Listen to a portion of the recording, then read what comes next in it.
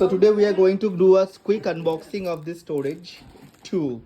So let's just unwrap it and see what's inside. If you have seen my last video, you know this one is the same thing but with a different design. It's round and in a tree shape.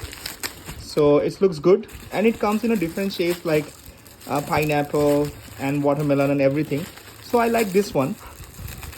So let's just quickly unwrap it and let me show you what's inside how does it looks actually. This one is also has the foam.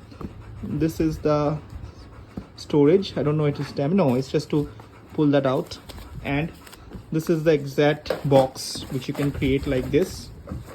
All right, so an installation part is really easy. You just need to put this inside and you are good to go. So yeah, it's a decent storage and is very hardy to sit on, and it's just you have to unwrap it and you can sit on it. So yes, it's cost around 638 rupees and quality is decent, I would say. So yeah, you can sit on it and put your stuffs in here. So that's how it looks, guys. Yes, it's worth it. You can go for it.